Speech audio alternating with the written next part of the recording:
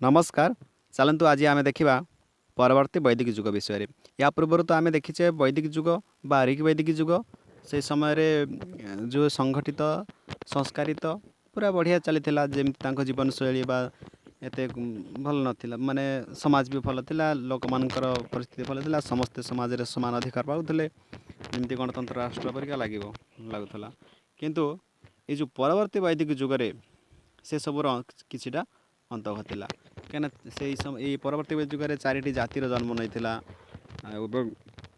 जो नारी मान स्थान थिला सी कमी जाइथिला एवं सेपरी किछि माने समाजर जो थिला ब्राह्मण्य माने तांकर प्राधान्य वृद्धि करथिले समाज रे सब अन्य अन्य जाति थिले समस्त ऊपर डोमिनेट करथिला किंतु देखिबे से जो ऋग वैदिक जुगे जमी कर्म उपर आधारित कर किछिटा जाति सृष्टि होता किंतु परवर्ती समय से जाति को लेकिन पारंपरिक अनुसार बढ़ी चला परवर्ती से जाति ही से रहा कम को गुरुत्व देगला नहीं जाति उपर गुरुत्व देगला से उपर आज देखा परवर्ती जुगे जो परिवर्तन घटी यह सब कारण गुड़िक कौन थी देखा भारत और विधांचल राज्य जय कलापर ये आर्य मान जिते रहीकि जय कलापर से बस स्थापन कले से समय एठाकार जो प्राचीन आदिवासी द्राविड़ बोली कहुला संस्पर्श आसिले तो संस्पर्श आसला संस्पर्श आसिकी मिलामिशा कि संस्कृति आउ द्राविड़ मान संस्कृति आज जो द्राविड़ संस्कृति मिसिकी किछिटा परिवर्तन है से भितर भी किछिटा परिवर्तन देखा जायछि मुख्यतः इस समय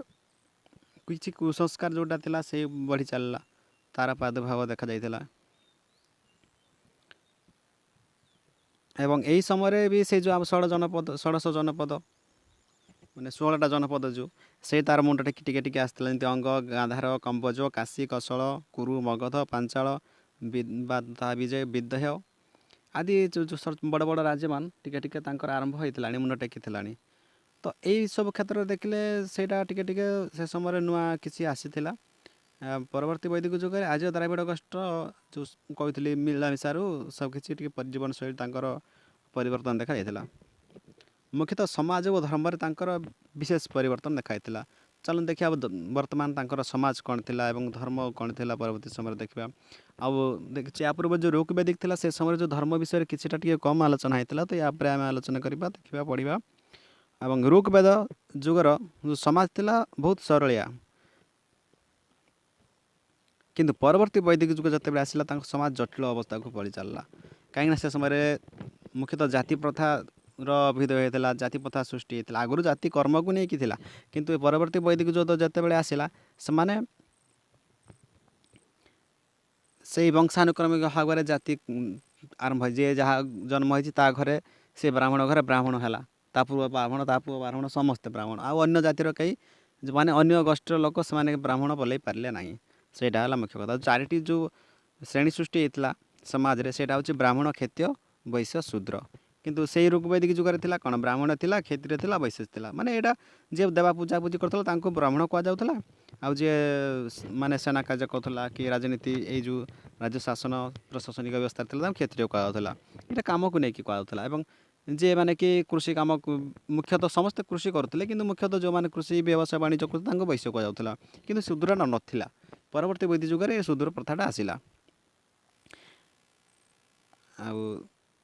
हाँ शूद्र माने मुख्यतः कृषि पालन पशुपालन वाणिज्य व्यवसाय शिल्प इत्यादि सब कम करुले आम जदि यही जो 3टी जाति रहिले यही 3टी जाति या छाड़ी दे जहाँ आउ कि आउ गोटे जो शूद्र जाति थे मैंने समस्त आम कहते ब्राह्मण क्षत्रिय वैश्य ये 3 जातिर सब कम ये करुले तो ये ब्राह्मण क्षत्रिय वैश्य शूद्र घरे ये जो सॉरी कौन कहली ब्राह्मण क्षत्रिय वैश्य ये 3टी जातिर सेवा करुले जो मैंने से होते शूद्र ये प्रथा कालक्रमे वंशानुक्रमिक हो जाता माने ता पीढ़ी उपर पीढ़ी चलला ब्राह्मण पुत्र ब्राह्मण है क्षत्रिय पुत्र क्षत्रिय हो चलला पर 4टी जातिर बहु उपजाति सृष्टि होता जमीक रथ निर्माण करने लोक रथ निर्माता कुमार बढ़ई मच्छी बणिया तंती तथा केउट आदि प्रजातिर लोक सृष्टि होता काम अनुसार से सृष्टि होता किंतु परवर्ती समय कुचित कदाकार आड़े पलि जाता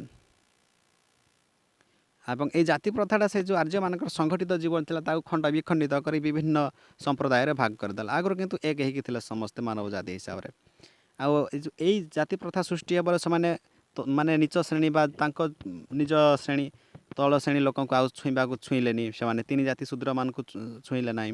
କିନ୍ତୁ ସେ ଶୂଦ୍ରମାନେ ଯେ ସେଇ ତିନି ଜାତିଙ୍କର କାମ କରୁଥିଲେ, କିନ୍ତୁ କାମ କଲା ପରେ ବି ତାଙ୍କର ସେବା ଶୁଶ୍ରୂଷା କରୁଥିଲେ, କିନ୍ତୁ ସେମାନେ ତାଙ୍କୁ ଛୁଁ ନଥିଲେ। ଅଛୁଆଁ ଜାତି ହେଇକି ସେମାନେ ସବୁଦିନ ପାଇ ରହିଲେ। ତା ପୁଅ କେହି ଆଉ ଗଲେନି। ସେମାନଙ୍କୁ ମନ୍ଦିରକୁ ପଶାଇ ଦେଲେ ନାହିଁ, କି ଦେବତା ପୂଜା ଉପାସନା କରାଇଦେଲେନି, କି ଧର୍ମ ଯେଉଁ ଗ୍ରନ୍ଥ ଥିଲା ସେଇ ପାଠ ପଢ଼ାଇ ଦେଲେନି। କହିବାକୁ ଗଲେ ଗୋଟେ ତାଙ୍କୁ ଶିକ୍ଷିତ କରାଗଲାନି ଆଉ। ସେମାନେ ଚାହିଁଲେ ସଦାବେଳେ ଯେ ସେମାନେ ସର୍ବଦା ସେ ନିଚ ହେଇକି ରୁହନ୍ତୁ। ଏଇ ଅସ୍ପୃଶ୍ୟତା ପରବର୍ତ୍ତୀ ଯୁଗରେ ବହୁତ କ୍ଷତି ଆଣିଥିଲା ସମାଜର, କିନ୍ତୁ କ୍ଷୟକ୍ଷତି ବହୁତ ଆଣିଥିଲା। ତାପରେ ମୁଖ୍ୟତଃ ପରବର୍ତ୍ତୀ ଯୁଗରେ ଚତୁରାଶ୍ରମ ବି ଥିଲା, ଆଗରୁ ବି ଥିଲା। ବୈଦିକ ଯୁଗରେ ଚତୁରାଶ୍ରମ ଥିଲା, ଯାହାକି ଜୀବନକୁ ସୁସ୍ଥ ନିୟମିତ କରିବା ପାଇଁ ଆଜିମାନେ ନିଜର ଜୀବନ କାଳକୁ 4 ଭାଗରେ ବିଭକ୍ତ କରିଥିଲେ, ଯେଉଁଟାକି 25-24 ଗୋଟେ ଭାଗକୁ 25 ବର୍ଷ, ଯେମିତି ବ୍ରହ୍ମଚର୍ଯ୍ୟ, ଗାର୍ହସ୍ଥ୍ୟ, ବାନପ୍ରସ୍ଥ, ସନ୍ନ୍ୟାସ ବା ଯତିବ୍ରତ। ବ୍ରହ୍ମଚର୍ଯ୍ୟ ଥିଲା ପ୍ରଥମ କରି ଯେତେବେଳେ ମଣିଷ 25 ବର୍ଷ ହେଉଥିଲା ପ୍ରଥମରୁ, ସେ ପ୍ରଥମ ଯେଉଁ ଥିଲା ସେମାନେ ଶିକ୍ଷା ଗ୍ରହଣ କରୁଥିଲେ ନା, ସେ ଯେଉଁ ପ୍ରଥମ ଆରମ୍ଭ ହେଉଥିଲା ସେଟା ତାଙ୍କ ଗୁରୁକୁଳ ଆଶ୍ରମରେ ଯାଇକି ସେମାନେ ଆଚାର୍ଯ୍ୟଙ୍କ ପାଖରୁ ଶିକ୍ଷା ଗ୍ରହଣ କରୁଥିଲେ, ବିଦ୍ୟା ଶିକ୍ଷା ଗ୍ରହଣ କରୁଥିଲେ। ତ ସେହି ସମୟଟାକୁ କୁହାଯାଉଥିଲା ବ୍ରହ୍ମଚର୍ଯ୍ୟ। ଆଉ ଗାର୍ହସ୍ଥ୍ୟ ହେଉଛି ସେମାନେ ସେ ବିଦ୍ୟା ଶିକ୍ଷା ଗ୍ରହଣ କଲା ପରେ କିଛିଟା ଲିମିଟେଡ଼ ଆମର ବୟସ ହୋଇଗଲା ପରେ ସେମାନେ କ'ଣ କରୁଥିଲେ, ତାଙ୍କର ଯେଉଁ ସାଂସାରିକ ଜୀବନ ଆରମ୍ଭ କରୁଥିଲେ, ବୈବାହିକ ଜୀବନ ବିବାହ କରିକି ସାଂସାରିକ ଜୀବନ କରୁଥିଲେ, ତାକୁ ଗାର୍ହସ୍ଥ୍ୟ କରୁଥିଲା। ପରେ ଯେତେବେଳେ ସବୁ ବୁଢ଼ା ହେଇଗଲା ପରେ, ଯେଉଁ ବୟସ ହେଇଗଲା ପରେ, ତାଙ୍କୁ ବାର୍ଦ୍ଧକ୍ୟ ଅବସ୍ଥାରେ ସବୁ ମୋହମାୟାକୁ ତ୍ୟାଗ କରି ସେମାନେ ଯେଉଁ ବନକୁ ଯାଉଥିଲେ ତାକୁ କୁହାଯାଉଥିଲା କ'ଣ, ବାନପ୍ରସ୍ଥ କୁହାଯାଉଥିଲା। ଏବଂ ସେମାନେ ବନରେ ରହୁଥିଲେ, କିନ୍ତୁ ଯେତେବେଳେ ପରିଶେଷରେ ସେମାନେ ତାଙ୍କର ଘର ସଂସାର ସବୁ ଛାଡ଼ି ଦେଇକି ପୁରା ଦୂରେଇ ଯାଉଥିଲେ, ଆଉ ଯାଇକି ଘଞ୍ଚ ଜଙ୍ଗଲରେ ଯାଇକି ତପସ୍ୟାରେ ରହିଯାଉଥିଲେ। ସେଇଟା ହେଉଛି ଅନ୍ତିମ କାଳ ତପସ୍ୟାରେ ରହୁଥିଲେ, ଆଉ ପରମାତ୍ମାଙ୍କୁ ପାଇବା ପର୍ଯ୍ୟନ୍ତ ଧ୍ୟାନ ରହୁଥିଲେ। ତାର ତ ମରିବା ପର୍ଯ୍ୟନ୍ତ ସନ୍ନ୍ୟାସ ହେଇକି ପଳାଉଥିଲେ ଆଉ ଘରୁ। ଏମିତି 4 ଭାଗରେ ବ୍ୟକ୍ତ ହେଇଥିଲା। ଆଗରୁ ବି ଥିଲା, ପରବର୍ତ୍ତୀ ବୈଦିକ ଯୁଗରେ ବି ଅଛି। କିନ୍ତୁ ଶିକ୍ଷା ବ୍ୟବସ୍ଥା କ'ଣ ଥିଲା? ଶିକ୍ଷା ବ୍ୟବସ୍ଥା ସେ ସମୟରେ ରାଜ୍ୟ ପ୍ରଶାସନ ଅଧୀନରେ ନଥିଲା, କିନ୍ତୁ ଗୁରୁକୁଳ ଆଶ୍ରମରେ ତାଙ୍କର ଚାଲୁଥିଲା। ପିତାମାତା କିମ୍ବା ତାଙ୍କର ଯେଉଁ ଆଶ୍ରମରେ ଗୁରୁମାନଙ୍କର ଦ୍ୱାରା ପ୍ରଦତ୍ତ ହେଉଥିଲା। ଉପନୟନ କର୍ମରୁ ପ୍ରତ୍ୟେକ ପିଲା ଶିକ୍ଷାଦାନ ଆରମ୍ଭ କରୁଥିଲେ, ପ୍ରତ୍ୟେକ ପିଲା ଶିକ୍ଷା ଗ୍ରହଣ କରିବା ଆରମ୍ଭ କରୁଥିଲେ। ବିଦ୍ୟା ଶିକ୍ଷା ପ୍ରଥମେ ତାଙ୍କର ଉପନୟନ ହେଉଥିଲା, ଯେମିତି ଦେଖିବେ ଗୋଟେ ବ୍ରାହ୍ମଣ ପିଲାଙ୍କର ଯେମିତି ଉପନୟନ ହୁଏ। ଏବଂ ଏବେ ତ ସବୁ ବ୍ରାହ୍ମଣ ପିଲାଙ୍କର ହେଉଛି, ଆଉ କାହାର ପିଲା ହେବନି। ଯେଉଁ ମୁଣ୍ଡ ଲଣ୍ଡା ହେଇକି ତାଙ୍କ କ୍ଷର ହେଇକି ଆଉ ତାଙ୍କୁ ନିର୍ଦ୍ଦିଷ୍ଟ ସମୟ ଆସିଲା ପରେ ସେମିତି ଥିଲା। ପ୍ରଥମେ ପରିଷ୍କାର କରାଯାଉଥିଲା ତାହାକୁ। ଜନ୍ମ ହେଲା ପରେ ଯେମିତି ଆମକୁ ଗୋଟେ ଶୁଦ୍ଧ କ୍ରିୟା, ମାନେ ଶୁଦ୍ଧ କହିଲି ମାନେ ତାକୁ ଯେମିତି ସଂସ୍କାର କରାଯାଏ, ସେମିତି ଇଏ ଗୋଟେ ପ୍ରକାର ଉପନୟନ କର୍ମ କଲା ପରେ ସେମାନେ ବିଦ୍ୟା ଶିକ୍ଷା ଆରମ୍ଭ କରୁଥିଲେ। ପରେ ଗୁରୁକୁଳ ଆଶ୍ରମକୁ ଯାଉଥିଲେ। ଆଉ ବ୍ରହ୍ମଚର୍ଯ୍ୟ ସମୟରେ ପିଲାମାନେ ଆଚାର୍ଯ୍ୟ କୁଳବାସୀ ହୋଇ ଗୋଟିଏ ଗୋଟିଏ ଆଶ୍ରମରେ ବାସସ୍ଥାନ କରୁଥିଲେ। ସେ ସମୟରେ ଗୁରୁଙ୍କ ସେବା କରୁଥିଲେ, ଗୁରୁଙ୍କ ଠାରୁ ସେମାନେ ଶିକ୍ଷା ପ୍ରାପ୍ତ କରୁଥିଲେ। ଏବେ ତ ସେମାନେ ବିଭିନ୍ନ ପ୍ରକାର ଶିକ୍ଷା ପାଉଥିଲେ, ବେଦ ପଢ଼ୁଥିଲେ, ଅନ୍ୟାନ୍ୟ ପାଠ ପଢ଼ୁଥିଲେ, ସେମାନେ ବ୍ୟାକରଣ ପଢ଼ୁଥିଲେ, ତର୍କଶାସ୍ତ୍ର ପଢ଼ୁଥିଲେ, ଆଇନ ପଢ଼ୁଥିଲେ, ଗଣିତ ବି ପଢ଼ୁଥିଲେ। କ୍ଷତ୍ରିୟମାନେ ଯୁଦ୍ଧ ବିଦ୍ୟା ଶିକ୍ଷା କରୁଥିଲେ। ସେମାନେ ସେପରିକି ଶାରୀରିକ ନୈତିକ ଶିକ୍ଷାଦାନ ବ୍ୟବସ୍ଥା ମଧ୍ୟ ଥିଲା ସେ ସମୟରେ। କିନ୍ତୁ ମୁଖ୍ୟ କଥା ହେଉଛି ଯେତେବେଳେ ଋକ୍ ବୈଦିକ ଯୁଗରେ ନାରୀମାନେ ମଧ୍ୟ ଶିକ୍ଷା ଗ୍ରହଣ କରିପାରୁଥିଲେ, କିନ୍ତୁ ପରବର୍ତ୍ତୀ ବୈଦିକ ଯୁଗରେ ନାରୀମାନଙ୍କର ସାଧାରଣତଃ ନିଚ ଏବଂ ନିଜ ନିଜ ଗୃହରେ ହିଁ ରହିଲେ, ବିଦ୍ୟା ଶିକ୍ଷା କରୁଥିଲେ। ଯେ ମାନେ ସେଇଟା ପୁଣି ମୁଖ୍ୟତଃ କେମିତି ନୃତ୍ୟ ଆଉ ସଙ୍ଗୀତ ବିଦ୍ୟା, ରୋଷେଇ କରିବା, ଏଇଟା ହିଁ, ଆଉ କିଛି ନୁହଁ। ବାହାରକୁ ଛାଡ଼ୁନଥିଲେ ସେମାନେ। ତାଙ୍କୁ ବର୍ତ୍ତମାନ ଯେମିତି ମାନେ ଘର ଭିତରେ ହିଁ ରହିଲେ। ନାରୀମାନଙ୍କ ଅବସ୍ଥା ବହୁତ ଶୋଚନୀୟ ଅବସ୍ଥାରେ ପରିଣତ ହୋଇଥିଲା। ସଭା ସମିତିରେ ବି ସେମାନେ ଭାଗ ନେଇପାରିଲେନି, ତାଙ୍କର ସମ୍ମାନ ହରାଇଲେ ନାରୀମାନେ। ଏତେ ଦିଆଗଲାନି, ଘର ଭିତରେ 4 କାନ୍ଥରେ ରହିଗଲା। ପୁରୁଷ ପ୍ରାଧାନ୍ୟ ସମାଜ ହେଇଗଲା ସେ ସମୟରେ, ପରବର୍ତ୍ତୀ ବୈଦିକ ସମୟରେ। ଦେଖୁଥିବେ ଗୁରୁକୁଳରେ ଶିକ୍ଷା ବ୍ୟବସ୍ଥା, ଗୁରୁ ତାଙ୍କୁ ଯେମିତି ଦେଉଥିଲେ, ଚିତ୍ରଟା ଅଛି ଦେଖିବେ ଗୁରୁକୁଳରେ ଶିକ୍ଷା ବ୍ୟବସ୍ଥା କେମିତି କରାଯାଉଥିଲା, ଏମିତିକି ଶିକ୍ଷା ଦିଆଯାଉଥିଲା। ଏବଂ ସମାଜରେ ନାରୀର ସ୍ଥାନ କହିଲେ ତ ସେମାନେ ସଭା ସମିତିରେ, ପୁରୀ ବୈଦିକ ଯୁଗରେ ସେମାନେ ସଭା ସମିତିରେ ଭାଗ ନେଇପାରୁଥିଲେ। ସେ ସମୟରେ ଭାଗ ନେଇ ପାରୁନଥିଲେ, କିନ୍ତୁ ସେମାନଙ୍କର କିଛି ଅଧିକାର ଥିଲା, କିଛି କଥା ଉଠାଇ ପାରୁଥିଲେ ବି। କିନ୍ତୁ ପରବର୍ତ୍ତୀ ବୈଦିକ ଯୁଗରେ ରାଜନୀତିକ ହେଉ କି ଆଧ୍ୟାତ୍ମିକ କ୍ଷେତ୍ରରେ ପୁରୁଷମାନଙ୍କ ସହ ସେମାନେ ଅଧିକାର ମାନେ ଅଂଶଗ୍ରହଣ କରିପାରୁନଥିଲେ। ଆଉ ତାଙ୍କର ପାର୍ଟିସିପେଟ୍ କରିବାର କ୍ଷମତା ହରାଇଲେ। କ୍ଷମତା କହିଲେ ତ ସେମାନଙ୍କୁ ବଞ୍ଚିତ କରାଗଲା। ସେମାନେ ସମିତିରେ ବି ଯୋଗଦାନ କରିପାରିଲେ ନାହିଁ, ସେମାନଙ୍କ ଘର 4 କୋଣ ମଧ୍ୟରେ ରଖି ଦିଆଗଲା। ଏବଂ ମାତ୍ର ଧର୍ମ କାର୍ଯ୍ୟରେ ଅଂଶଗ୍ରହଣ କରିବା ପାଇଁ ସେମାନଙ୍କୁ ଅନୁମତି ମିଳୁଥିଲା। ଏପରିକି ସମ୍ପତ୍ତିରେ ସେମାନଙ୍କର କୌଣସି ଅଧିକାର ନଥିଲା। ଝିଅମାନେ ସମ୍ପତ୍ତିରେ ଅଧିକାର ପାଇବେନି, ପିତା ସମ୍ପତ୍ତି ସେମାନେ ପାଇପାରୁନଥିଲେ। ଏବଂ ଏହି ସମୟରେ ମୁଖ୍ୟତଃ ଯେଉଁ କଦାକାର କୁଶ୍ଚିତ କଥା ଉନ୍ନତି ହେଇଥିଲା, ଯେଉଁଟାକି ବୈଦିକ ଯୁଗରେ ନଥିଲା। ପରବର୍ତ୍ତୀ ବୈଦିକ ଯୁଗରେ ଷ୍ଟାର୍ଟ ହେଇଗଲା ଯେଉଁଟା, ସେଇଟା ହେଉଛି ବାଲ୍ୟ ବିବାହ, ସତୀ ସତୀ ଯେଉଁଟା ବାଲ୍ୟ ବିବାହ କଲେ ଛୋଟବେଳୁ ବିବାହ କରିଦେବାଟା, ମାନେ ବୟସ ହେଇନଥିବ ଛୋଟ ଜନ୍ମ ହଉ ତାକୁ ବିବାହ କରିଦେବା ଗୋଟେ ପୁଅ ସହିତ, ସେମାନେ ସେମିତି କିଛି ଜାଣିନଥିବେ ବଢ଼ିଯିବେ। ଆଉ ସତୀ କହିଲେ ଦେଖୁଥିବେ ତା ସ୍ୱାମୀ ମରିଗଲା, ହଠାତ୍ କି ମରିଗଲା ତା ସ୍ୱାମୀ, ତ ଇଏ କ'ଣ କରିବ, ସେଠି ଯାଇକି ଡେଇଁକି ମାନେ ତାକୁ ନିଆଁରେ ପୋଡ଼ି ଦେବେ। ତା ସ୍ୱାମୀ ତ ମଲା, ସେ ବି ପୋଡ଼ିବ ଅଥା ପୋଡ଼ିଯିବ। ଏଇଟା ସତୀଦାହ ପ୍ରଥା ଜାଣିଥିବେ। କିନ୍ତୁ ସେ ସତୀଟା ସେମିତି ଏକା ରହିବ, ତାକୁ ପୋଡ଼ିବନି କିଛି ନା, ଦ୍ୱିତୀୟ ବିବାହ କରିପାରିବ ନାହିଁ। ଏଇଟା ହେଉଛି ସତୀ, ସେ ଆଜୀବନ ସେମିତି ଏକା ରହିବ ତା ସ୍ୱାମୀ ମରିଗଲା। ଛୋଟବେଳୁ ଯଦି ତାକୁ ବାହା କରିଦିଆ ହେଇଥିବ, ତ ତା ସ୍ୱାମୀ କିଛିଟା ବୟସ ହେଲା ପରେ ଯଦି ବଡ଼ ହେଇକି ମରିଯାଇପାରେ, ବୟସ ମାନେ ପରିପକ୍ୱ ବୟସ ହୋଇନଥିବ, ମରିଗଲା ପରେ ବି ସେ ସତୀ ଆଜୀବନ ସତୀ ହେଇ କୁଆଁରୀ ହେଇକି ରହିଥିବ, ବିବାହ କରିବ ନାହିଁ ଦ୍ୱିତୀୟ ବିବାହ। ଏବଂ ଯୌତୁକ ପ୍ରଥା ବି ସେ ସମୟରେ ମାନେ ଆରମ୍ଭ ହୋଇଯାଇଥିଲା। ଯୌତୁକ ନେବା ପ୍ରଥାଟା ଚାଲିଥିଲା। ୟୁରୋପ ବୈଦିକ ଯୁଗରେ ନଥିଲା, ପରବର୍ତ୍ତୀ ବୈଦିକ ଯୁଗରେ ସବୁ ଚାଲିଲା ଏଇ ଯେଉଁ କଦାକାର କୁଶ୍ଚିତ ପରମ୍ପରା, ଏ ଯେଉଁ ଜିନିଷ ଗୁଡ଼ା। ଏବଂ ଏହି ପରିବାରର ସମାଜରେ କେବଳ ମାତ୍ର ସମ୍ଭ୍ରାନ୍ତ ଲୋକଙ୍କ ମଧ୍ୟରେ ବହୁ ବିବାହ ପ୍ରଥା ଥିଲା, ନହେଲେ ଅନ୍ୟମାନେ ମାନେ ଧନୀ ଲୋକ ଯିଏ କାହାର କଥା ଶୁଣୁନଥିଲା, ସମାଜର ଭୃକ୍ଷେପ କରୁନଥିଲା, କି ରାଜା ସମ୍ପ୍ରଦାୟ, ରାଜା ହେଉ କି ସମ୍ଭ୍ରାନ୍ତ ହେଉ, ସେମାନେ ହିଁ କରିପାରୁଥିଲେ। ବଡ଼ ଲୋକମାନେ ବହୁ ବିବାହ ଥିଲା। ବହୁ ବିବାହ ମାନେ ସେଇଟା ପୁଣି ପୁରୁଷ ହିଁ ବହୁ ବିବାହ କରୁଥିବ, ସ୍ତ୍ରୀ ଲୋକ କରୁନଥିବ।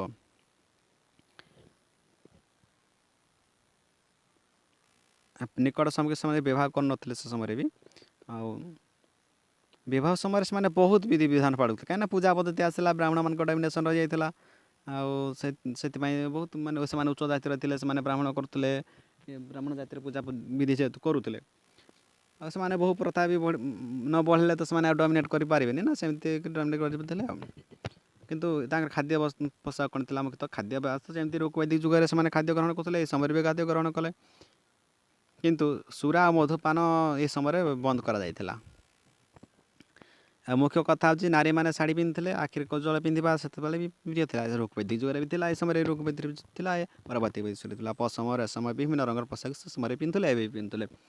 ଏବଂ ମୁଖ୍ୟ କଥା ହେଉଛି ଏ ସମୟରେ ପଶା ଖେଳ ଅଧିକ ଜନପ୍ରିୟ ପାଇଥିଲା, ଯେଉଁଟା ବୈଦିକ ଯୁଗରେ ନଥିଲା। ପଶା ଖେଳଟା ଯେମିତିକି ଦେଖିଥିବେ ମହାଭାରତରେ, ପଶା ଖେଳରୁ ଆରମ୍ଭ ହୋଇକି ଝିମିଟି ଖେଳରୁ ମହାଭାରତ ବୋଲି କହନ୍ତି।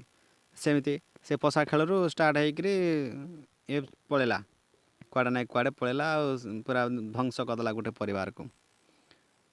ସେଇ ପଶା ଖେଳ ଏଇ ବୈଦିକ ଯୁଗରେ ଥିଲା, କାହିଁକିନା ଏଇ ପାଖାପାଖି ସମୟରେ ହିଁ ରାମାୟଣ ମହାଭାରତ ରଚନା କରାହେଇ, ତ ସେଇ କାହାଣୀଟା ଅଛି। ଆଉ କିନ୍ତୁ ରାଜା ଓ ତାଙ୍କର କ୍ଷମତା କ'ଣ ଥିଲା, ରାଜାମାନେ ସେ ବୈଦିକ ଯୁଗରେ ଦେଖନ୍ତୁ, ସେ ସମୟରେ ରାଜାଙ୍କର କ୍ଷମତା ଏତେ ନଥିଲା, ସେମାନେ ଲୋକମାନଙ୍କ ହିତରେ ଥିଲେ। କିନ୍ତୁ ପରବର୍ତ୍ତୀ ଯୁଗରେ ଯେଉଁ ରାଜାମାନେ ଆସିଲେ, ସେମାନେ ତାଙ୍କର ପ୍ରଭୁତ୍ୱ ବିସ୍ତାର କଲେ ଏବଂ କ୍ଷମତା ଦେଖେଇଲେ। ରାଜାମାନେ ନୂତନ ରାଜ୍ୟ ପ୍ରତିଷ୍ଠା ପାଇଁ ଆଗେଇ ଚାଲିଲେ, ନିଜକୁ ରାଜାଧିରାଜ, ସମ୍ରାଟ, ଚକ୍ରବର୍ତ୍ତୀ ଆଦି ଉପାଧିରେ ଭୂଷିତ କଲେ। ଏବଂ ଅଧିକ ଶକ୍ତିଶାଳୀ ରାଜା, ବିଶ୍ୱଜନୀନ, ସାର୍ବଭୌମ, ଏକରାଟ ପ୍ରଭୃତି ଉପାଧି ନିଜକୁ ସେମାନେ ଦେଉଥିଲେ। ଏବଂ ରାଜ୍ୟ ମାନେ ନିଜକୁ ମହାନ ରାଜା ବା ରାଜାଧିରାଜ ଘୋଷଣା କରିବା ପାଇଁ ସେମାନେ ରାଜସ୍ୱ ଯଜ୍ଞ, ବାଜପେୟ ଯଜ୍ଞ, ଅଶ୍ୱମେଧ ଯଜ୍ଞ ଆଦି କରୁଥିଲେ। ଏ ଯେଉଁ ଅଶ୍ୱମେଧ ଯଜ୍ଞ କରୁଥିଲେ, ଏଇଟା ଅଶ୍ୱକୁ ଗୋଟେ ବାନ୍ଧି ଦେଉଥିଲେ, ଏବଂ ସେ ଅଶ୍ୱକୁ ଗୋଟେ ପ୍ରଖ୍ୟାତ ଜଣେ ମାନେ ଯିଏ ଯୋଦ୍ଧା ଥିଲା, ଗୋଟେ ଯୋଦ୍ଧାକୁ ତାଙ୍କ ସହିତ ପ୍ରେରଣ କରୁଥିଲେ। ସେମାନେ ଘୋଡ଼ା ଯୁଆଡ଼େ ଯିବ ତାଙ୍କୁ ଛାଡ଼ିବେ ସିଆଡ଼େ ପଳେଇବେ। ସେ ଘୋଡ଼ା ଯୁଆଡ଼େ ବୁଲିକି ଆସିବ, ସବୁ ରାଜାଙ୍କ ଡମିନେଟ୍ରେ ରହିଥିବ ସେ ଅଞ୍ଚଳ। ତାକୁ ଯିଏ ବିରୋଧ କଲା, ସେ ତାଙ୍କ ସହିତ ଯୁଦ୍ଧ କରିବାକୁ ପଡ଼ୁଥିଲା। ଘୋଡ଼ାକୁ ଯିଏ ଟେକିବା ପାଇଁ, ମାନେ ତାକୁ ଯିଏ ବିରୋଧ କଲା, ତାଙ୍କ ରାଜ୍ୟରେ ପଶିବାକୁ ଦେଲାନି, ତ ବୋଇଲେ ତାଙ୍କ ସହିତ ରାଜାକୁ ଯୁଦ୍ଧ କରିବାକୁ ପଡ଼ୁଥିଲା। ତା ସହିତ ଗୋଟେ ଯୋଦ୍ଧା ବି ପଠାଉଥିଲେ। ଏବଂ ସେ ଘୋଡ଼ା ଫେରି ଆସିଲା ପରେ ତାକୁ ସେମାନେ ସେ ଅଗ୍ନିରେ ପକାଇ ତାକୁ ବଳି ଦେଉଥିଲେ, ବଳି ଦେଉଥିଲେ ଅଗ୍ନିରେ। ତାକୁ ଅଶ୍ୱମେଧ ଯଜ୍ଞ କୁହାଯାଏ। ଯଦି କିଏ ମାନେ ଠିକ୍ ଠାକ୍ରେ ଫେରି ଆସିକି ତାକୁ ବଳି ଦିଆଯାଏ, ଅଶ୍ୱମେଧ ଯଜ୍ଞ କୁହାଯାଏ।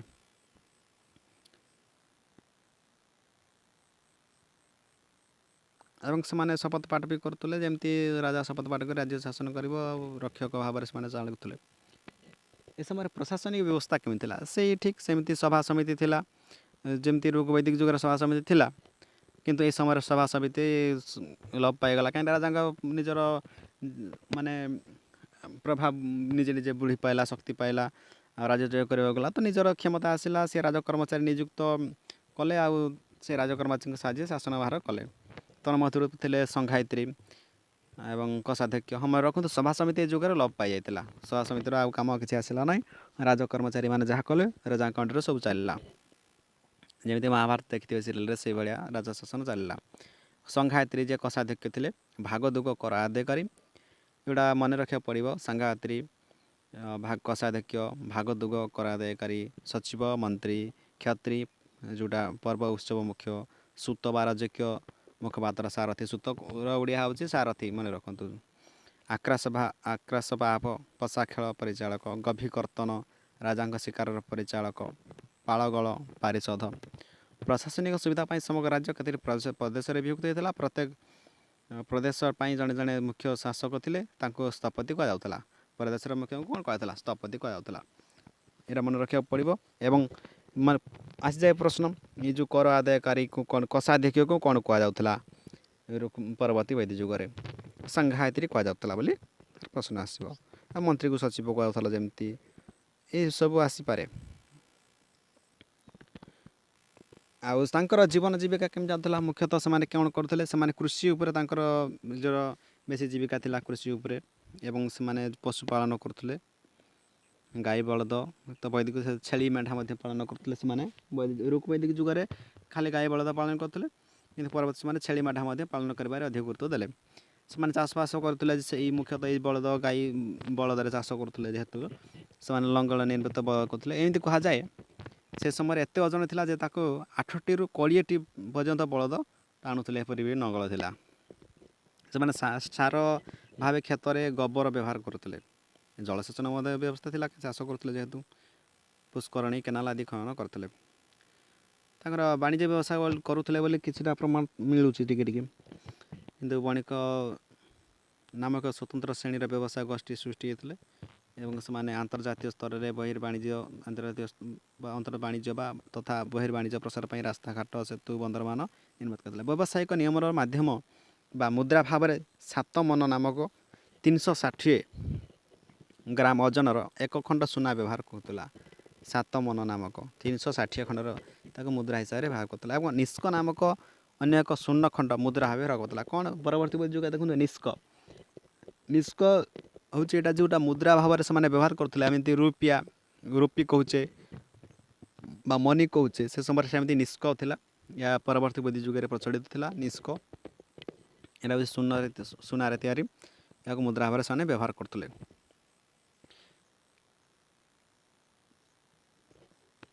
ମାଲ ଏପଟ ସେପଟ ନେବା ପାଇଁ ସେମାନେ ବଳଦ ଟଣା ଗାଡ଼ି ବ୍ୟବହାର କରୁଥିଲେ, ଶଗଡ଼ କିମ୍ବା ସେମାନେ ରଥ, ଆଉ ନଦୀ ସମୁଦ୍ର ତଳ ନୌକା ବ୍ୟବହାର କରୁଥିଲେ।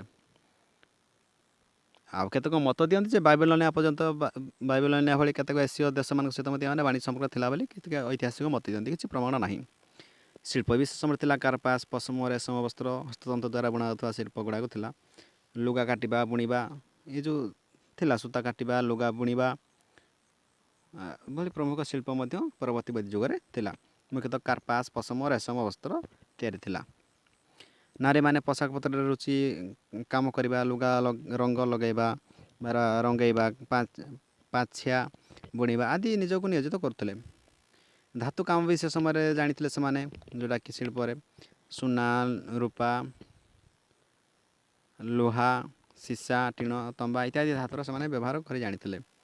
ଆଉ ଧନୀ ଲୋକମାନେ ଯେଉଁମାନେ ସେମାନେ ସୁନା ବ୍ୟବହାର କରୁଥିଲେ, ଗରିବ ଲୋକମାନେ ତ ରୂପାର ଅଳଙ୍କାର ବ୍ୟବହାର କରୁଥିଲେ। ଆଉ କର ବ୍ୟବସ୍ଥା କ'ଣ ଥିଲା? ସେମାନେ ମୁଖ୍ୟତଃ କର ବସ୍ତୁ ଆକାରରେ ଦିଆଯାଉଥିଲା, ଯେମିତି ଧାନ ବା ଯାହା ବି ଶସ୍ୟ ଜାତୀୟ ସେମାନେ ଦେଉଥିଲେ। ତାଙ୍କର ଯେଉଁ ଶସ୍ୟର ଉତ୍ପାଦିତ ଶସ୍ୟର 1/6 ଠାରୁ 1/10 ପର୍ଯ୍ୟନ୍ତ କର ରାଜାକୁ ଦେଉଥିଲେ। ବ୍ୟବସାୟୀମାନଙ୍କୁ ମଧ୍ୟ ତାଙ୍କ ବ୍ୟବସାୟର ଲାଭାଂଶ ରାଜାଙ୍କୁ ଦେବାକୁ ପଡ଼ୁଥିଲା। ମାତ୍ର ବ୍ରାହ୍ମଣମାନେ କୌଣସି କର ଦେଉନଥିଲେ ଆଗରୁ, ସେମାନେ ପୁରା ଫ୍ରି। ଏତେ ଡୋମିନେଟ୍ କରିଦେଲେ ତାଙ୍କୁ କିଛି କର ଦେବାକୁ ପଡ଼ୁନଥିଲା, ଉଲ୍ଟା ସେମାନେ ଦେଶରୁ ଖାଉଥିଲେ। ଆଗରୁ କହୁଥିଲି ଧର୍ମ ବିଶ୍ୱାସ କଥା ଯେତେବେଳେ ଆସିଲା, ସେ ସମୟରେ ଆମେ ଧର୍ମ ବିଶ୍ୱାସ କଥା କ'ଣ ଥିଲା, ଲୋକମାନେ ଧର୍ମକୁ କେମିତି ବୈଦିକ ଯୁଗରେ ଯେମିତି ଧର୍ମ ସେମାନେ ପ୍ରକୃତି ଉପାସକ ଥିଲେ ନା କ'ଣ ଥିଲେ, ସେଇଟା ଜିନିଷଟାକୁ ଆମେ ଆଲୋଚନା କରିଥିଲେ। ତ ଆଜି ଏଠି ଆଲୋଚନା କରିବା। ଚାଲନ୍ତୁ, ଧର୍ମୀୟ ବ୍ୟବସ୍ଥା କ'ଣ ଥିଲା। ସେ ସମୟରେ ଭାରତୀୟମାନେ ଏକ କରି ବାନ୍ଧିଥିବା ଏଇ ଧର୍ମର ଏକତା ସୂତ୍ରରେ ବାନ୍ଧିଥିଲା। ଆମ ଇତିହାସରେ ଯେଉଁ ଅଛି ଧର୍ମ କଥା, ଏ ଧର୍ମୀୟ ଚିନ୍ତାଧାରା ହିଁ ଆମକୁ ଏକତା ସୂତ୍ରରେ ବାନ୍ଧିଥିଲା। ଆଧ୍ୟାତ୍ମିକତା ହିଁ ଆମକୁ ଏକତା କରିକି ବାନ୍ଧିଛି। ଦେଖନ୍ତୁ ଧର୍ମ କ'ଣ ଥିଲା ତାଙ୍କର।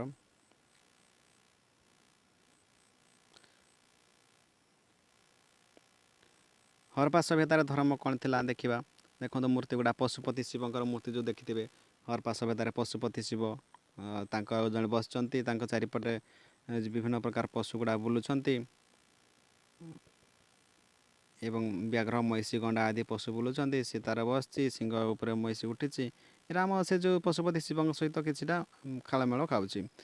ଆଉ ମାତୃଦେବୀକା ଯେଉଁ ଆମ କେଉଁଠି ମୂର୍ତ୍ତି ମିଳିଥିଲା ମାତୃଦେବୀ ଉପରେ, ସେଇଟା ଥିଲା ମହେଞ୍ଜୋଦାରୋରୁ ମିଳିଥିଲା। ବିଭିନ୍ନ ପ୍ରକାର ପଥର ମିଳିଥିଲା। ସେଇଟା ହେଉଛି ସେ ସମୟର ମାତୃଶକ୍ତିର ଜନିର ଆରାଧନା ପ୍ରଚଳିତ ଥିବାର ଜଣାଯାଏ। ମୋହର ଉପରେ ମଧ୍ୟ କେତେଟା ସଂକେତ ଥିଲା, ଯେମିତି ଶିବଲିଙ୍ଗ କାଲିବାଙ୍ଗାରୁ ମିଳିଛି, ସ୍ୱସ୍ତିକ ଚିହ୍ନ ମିଳିଛି, ସୂର୍ଯ୍ୟ ଉପାସନା କରୁଥିବାର ଗୋଟେ କେତେକ ମୋହର ଯେଉଁଟାକି ସ୍ୱସ୍ତିକ ଚିହ୍ନ ଥିଲା ସେ ମୋହରରେ। ତ ଏଇ ମୋହରଟା ହେଉଛି ସ୍ୱସ୍ତିକ ଚିହ୍ନ ହେଉଛି ସୂର୍ଯ୍ୟଙ୍କ ଉପାସନା ମାନେ ରିଲେଟେଡ଼, ତ ସୂର୍ଯ୍ୟ ଉପାସନା ମଧ୍ୟ କରୁଥିଲେ ହରପ୍ପା ସଭ୍ୟତାରେ ବୋଲି କୁହାଯାଏ। ଏକାଥରେ ମିଶିକି କହିବା ଅର୍ଥ ହେଉଛି ଆମର ଯେଉଁ ସଂସ୍କୃତିର ମୂଳ ଭିତ୍ତି ଥିଲା ସେଠି ଥିଲା କ'ଣ ଥିଲା ହରପ୍ପା ସଭ୍ୟତା, ତାପରେ ଥିଲା ରୁକ୍ ବୈଦିକ ଯୁଗ, ତାପରେ ପରବର୍ତ୍ତୀ ବୈଦିକ ଯୁଗ। ତ ସେ ସମୟରେ ଧର୍ମ ଉପରେ କିଛି ଥିଲା, କିନ୍ତୁ ସେ ସମୟରେ ମୁଁ ଏତେଟା ଭଲରେ କରୁନଥିଲି, ତ ଏଥର ଆଉ ଥରେ ଟିକେ ରିଭ୍ୟୁ କରିଦେଉଛି। ସେ ସମୟରେ ବୃଷଭର ସିଲ୍ ବି ମିଳିଥିଲା। ୟା ମହେଞ୍ଜୋଦାରୋରେ ମିଳିଥିଲା ମୁଖ୍ୟତଃ ବୃଷଭର ସିଲ୍, ଅର୍ଥାତ୍ ସେମାନେ ବୃଷଭକୁ ତାଙ୍କର ମାନେ ସମ୍ମାନ ଦେଇଥାନ୍ତୁ କିମ୍ବା ପୂଜା କରିଥାନ୍ତୁ, ଯେହେତୁ ଚାଷବାସ କରୁଥିଲେ ବୃଷଭ କରୁଥିଲେ, ତ ସେମାନେ ତାଙ୍କର ବୃଷଭ ଚିତ୍ର କରୁଥିଲେ ମୋହରରେ।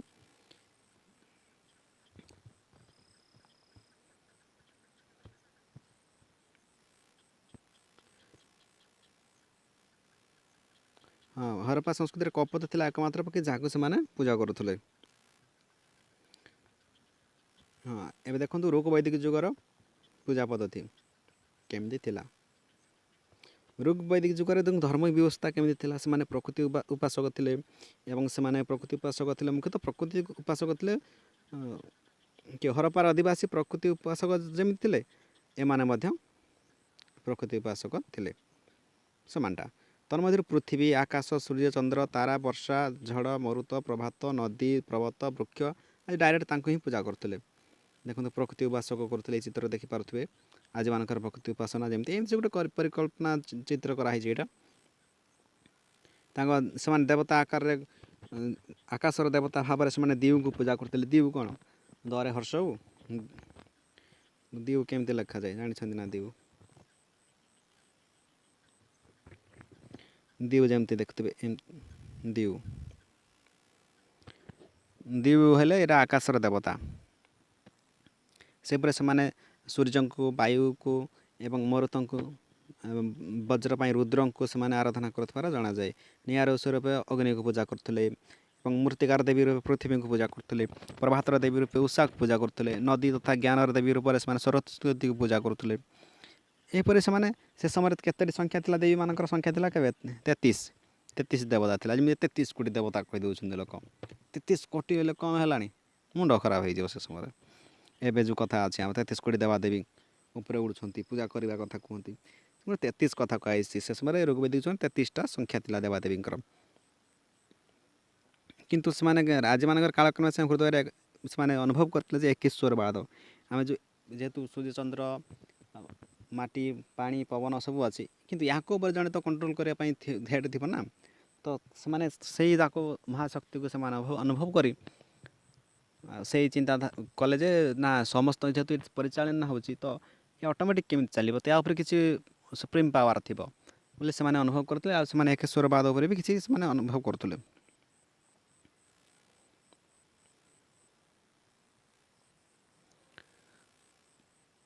ଋଗ୍ବୈଦିକ ଲୋକମାନେ ପୁରା ସରଳିଆ ପୂଜା ପଦ୍ଧତି କରୁଥିଲେ, ଆରାମସେ ସମସ୍ତେ ପୂଜା କରିପାରୁଥିଲେ। ସେଠି କିଛି ସେମିତି କିଛି ଲିମିଟେଡ଼ ନଥିଲା। ସେମାନେ ହୋମରେ ପୂଜାପଦ୍ଧତି କେମିତି, ହୋମରେ କ'ଣ କରୁଥିଲେ, ହୋମରେ ଘୃତ, ଦୁଗ୍ଧ, ଶସ୍ୟ, ଘାସ, ମାଂସ, ସମରସ ଆଦି ସେମାନେ ଆହୁତି ଦେଉଥିଲେ। ତାଙ୍କ ଯଜ୍ଞରେ ବିଧିବିଧାନ ବହୁତ ସରଳ ଥିଲା। ପୁରୋହିତମାନଙ୍କର ଆବଶ୍ୟକତା ଏତେ ନଥିଲା। ଗୃହପତି ନିଜେ ଯଜ୍ଞାଗ୍ନି ପ୍ରଜ୍ୱଳିତ କରି ମନ୍ତ୍ର ପାଠ ଦ୍ୱାରା ପୂଜା ପଦ୍ଧତି ଯେଉଁ କରୁଥିଲେ, ପୁରୋହିତରେ ଯିଏ ଯେମିତି ମାନେ ନିଜ କାମ ନିଜେ କରୁଥିଲେ, ସେମାନେ କରିପାରୁଥିଲେ। କିନ୍ତୁ ପରବର୍ତ୍ତୀ ବୈଦିକ ଯୁଗରେ ଯାହା ନଥିଲା, ପୁରୋହିତମାନେ ହିଁ କରୁଥିଲେ।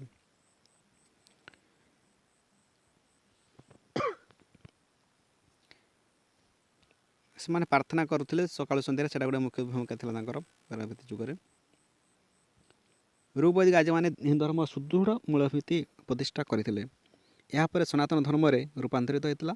ସମୟର ପ୍ରବଳ ବତାସରେ ବିଶ୍ୱର କେତେ ଧର୍ମର ପତନ ହୋଇଥିଲେ ମଧ୍ୟ ସନାତନ ଧର୍ମ ଏବେ ମଧ୍ୟ ବଟବୃକ୍ଷ ସଦୃଶ ହୋଇଛି। କିନ୍ତୁ ପରବର୍ତ୍ତୀ ଯୁଗରେ ଦେଖିବା ତାର ଟିକେ ଓଲଟା ଅଛି କିଛି କିଛି। ସେ ସମୟରେ କିଛି ନୂତନ ଧର୍ମ ଆସିଥିଲା। ଆଗରୁ ତ ଥିଲା ବରୁଣ, ଇନ୍ଦ୍ର, ସେ ବାୟୁ, ଅଗ୍ନି ତ ଦେଖାଯାଉଥିଲା, କିନ୍ତୁ ପରବର୍ତ୍ତୀ ଯୁଗରେ ଆସିଲା ବ୍ରହ୍ମା, ବିଷ୍ଣୁ, ମହେଶ୍ୱର, ରୁଦ୍ର, ନୂଆ ନୂଆ ଦେବାଦେବୀଙ୍କର, ଗଣେଶ, ପାର୍ବତୀ ଇତ୍ୟାଦି ଆରମ୍ଭ ହେଲା। ଏବଂ ବ୍ରହ୍ମା ସୃଷ୍ଟିକର୍ତ୍ତା ହିସାବରେ ପୂଜା ପାଇଲେ। ସେମିତି ସେମାନେ ଶ୍ରେଷ୍ଠ ଦେବତା ଏବଂ ସେ ମଧ୍ୟ ପରମ ପଦ ପରମାତ୍ମା ବାସୁଦେବ ନାମରେ ଅର୍ଘ୍ୟ ପାଇଲେ। ସେମାନେ ମଧ୍ୟ ମହେଶ୍ୱର ସୃଷ୍ଟିର ପ୍ରଳୟଙ୍କାରୀ ଦେବତା ଏବଂ ବ୍ରହ୍ମା ହେଉଛନ୍ତି ସୃଷ୍ଟିର ଜନ୍ମଦାତା। ସେପରି ସର୍ପ, ପକ୍ଷୀ ଆଦି ଜୀବଜନ୍ତୁଙ୍କୁ ମଧ୍ୟ ଈଶ୍ୱରଙ୍କ ସତ୍ତା ବୋଲି ସେମାନେ ପୂଜା କରିବା ଆରମ୍ଭ କଲେ। ଏବଂ ମୁଖ୍ୟ କଥା ହେଉଛି ଯେଉଁ ପ୍ରତିମା ପୂଜାଟା ପରବର୍ତ୍ତୀ ବୈଦିକ ଯୁଗରେ ହିଁ ଆରମ୍ଭ ହୋଇଥିଲା। ପରବର୍ତ୍ତୀ ବୈଦିକ ଯୁଗରେ ଏତେ କଦର୍ଯ୍ୟ ଅବସ୍ଥାକୁ ପଳେଇଲା ଯେ ସେମାନେ ପୂଜା ଆହୁରି ଜଟିଳ କରିଦେଲେ ପୁରା ସେ ସମୟରେ। କାହିଁକିନା ଗୋଟେ ସମ୍ପ୍ରଦାୟ ଲୋକ ଯଦି ସେଇ ଅନ୍ୟମାନଙ୍କ ଉପରେ ନିର୍ଭର କରି ବଞ୍ଚିବେ ତ ତାଙ୍କର ବାଧ୍ୟ ଡମିନେଟ୍ ମାନେ ପ୍ରଭାବ ରଖିଲେ ଯାଇକି ତ ସେମାନେ ପୁଣି ବଞ୍ଚିବେ ନା। ତ ସେମାନେ ଅନ୍ୟମାନଙ୍କୁ ବାହା କରିକି ପ୍ରତିମା ପୂଜାର ଆରମ୍ଭ କରିଲେ। ପ୍ରତିମା କହିଲେ ଯେଉଁ ମୂର୍ତ୍ତି ପୂଜା ଆରମ୍ଭ ହେଲା। ଆଇଡୋଲରସିପ୍ସ ପୂଜା ଆରମ୍ଭ ହୋଇଗଲା। ପ୍ରତିମାମାନଙ୍କର ଆବସ୍ଥଳୀ ରୂପେ ସମୟରେ ମନ୍ଦିରମାନ ବି ନିର୍ମାଣ ଆରମ୍ଭ କଲେ। ଏବଂ ଏହା ସହିତ ଯାଗଯଜ୍ଞର ପ୍ରାଧାନ୍ୟ ବୃଦ୍ଧି ପାଇଗଲା। ତ ପଶୁମାନଙ୍କୁ ମଧ୍ୟ ବଳି ଦିଆ ଆରମ୍ଭ ହୋଇଗଲା। ସେଇ ଦେବାଦେବୀ ଗୁଡ଼ାକ ନୂତନ ଦେବାଦେବୀ ଯେଉଁ ଆସିଗଲେ ତାଙ୍କ ଉପରେ ପଶୁମାନଙ୍କର ବଳି ଦିଆଗଲା। ଏବଂ ସ୍ୱର୍ଗ ପ୍ରାପ୍ତି, ପରମ ଶାନ୍ତି ଲାଭ କହିପାରିବ ଯଜ୍ଞ କଲେ ଯାଇକି, ହେଲେ ସେମାନେ ଯଜ୍ଞ ଉପରେ ଗୁରୁତ୍ୱ ଦେଲେ। ଯଜ୍ଞ ଦେଇକି ଯଜ୍ଞର ସବୁ ମାନେ ନିଜର ହରାଇ ଦିଅ ତ ସେମାନେ ରାଜସ୍ୱ, ଅଶ୍ୱମେଧ, ବାଜପେୟ ଭଳି ବିଭିନ୍ନ ପ୍ରକାର ଯଜ୍ଞ ସମ୍ପାଦନ କରି ମିଳିଲେ। ବ୍ରାହ୍ମଣମାନେ ଏ ସମୟରେ ପୁରୋହିତ ହୋଇକି ଏସବୁ ଯଜ୍ଞ ପରିଚାଳନା କରେ, ପୂଜାବିଧି ସବୁ ପରିଚାଳନା କଲେ ବ୍ରାହ୍ମଣମାନେ।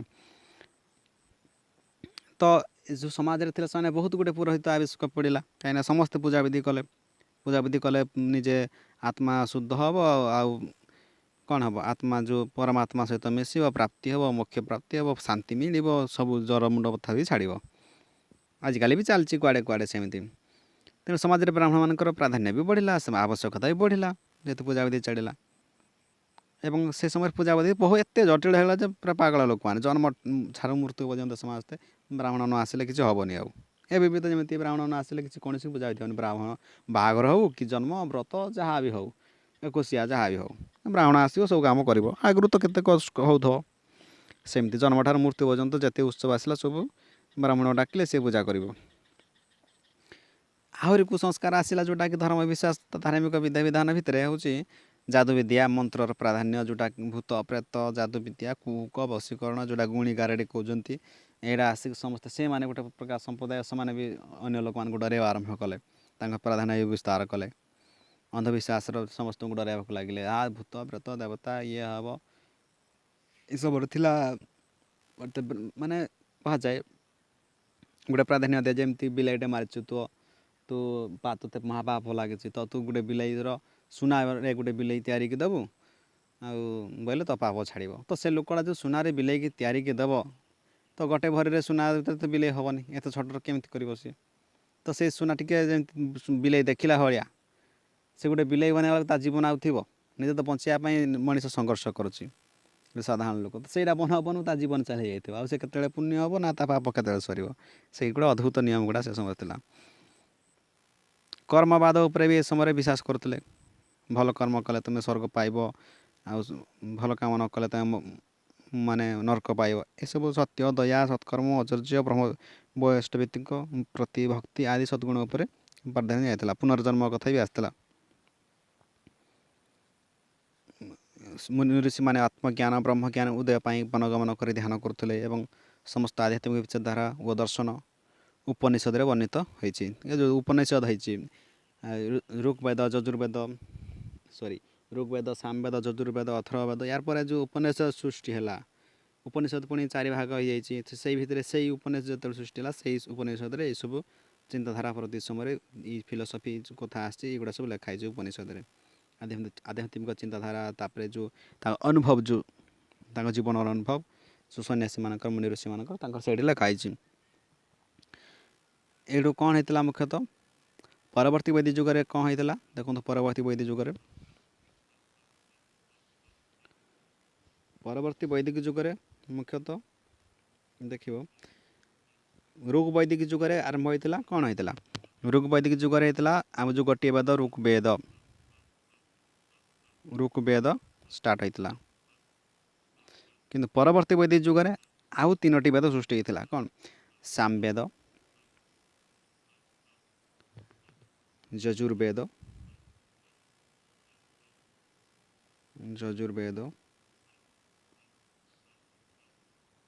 ଏବଂ ଅଥର୍ବବେଦ।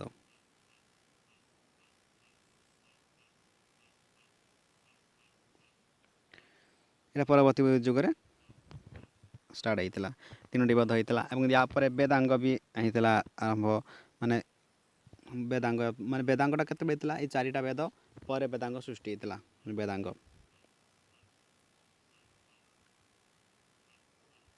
4ଟା ବେଦ ପରେ ସୃଷ୍ଟି ହେଇଥିଲା। ୟା ପରେ ରାମାୟଣ ମହାଭାରତ କଥା ତ ଜାଣିଥିବେ, ସେଇଟା ଟିକେ ମନେ ରଖିବାକୁ ପଡ଼ିବ। ଏବଂ ହଁ କହିଦେଉଛି, କହିଲି ତ ରାମାୟଣ ମହାଭାରତ କେଉଁ ରାମାୟଣ କି ରଚନା କରିଥିଲେ? ରାମାୟଣ କିଏ ରଚନା କରିଥିଲେ? ରାମାୟଣ ବାଲ୍ମୀକି ରଚନା କରିଥିଲେ। ବାଲ୍ମୀକି। ତ ସେହିପରି ଏଠି ଗୋଟେ ପ୍ରଶ୍ନ ରହିଲା ଯେ ମହାଭାରତ ତ ସମସ୍ତେ ଦେଖିଥିବେ। ଏ ମହାଭାରତର ପ୍ରଥମ ଯେଉଁ ରଚୟିତା ସିଏ କିଏ? ତାଙ୍କ ନାମ କ'ଣ? ପ୍ରଥମ ରଚୟିତାର ନାମ କ'ଣ? ଆପଣ କମେଣ୍ଟରେ ଦେବେ।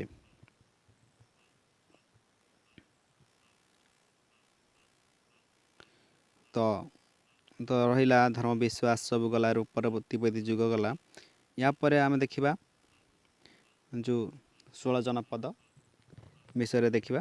ଯେତେବେଳେ ସୃଷ୍ଟି ହେଇଥିଲା ଅଙ୍ଗ ବଙ୍ଗ, ଯେଉଁ ମତ୍ସ୍ୟ ପାଞ୍ଚାଳ କୁରୁ ଇଏ ଯେଉଁ ସୃଷ୍ଟି ହେଇଥିଲା ତା ବିଷୟରେ ଦେଖିବା। ପରବର୍ତ୍ତୀ ସମୟରେ ଦେଖିବା ଜୈନ ଧର୍ମ ବାବଦରେ ଦେଖିବା।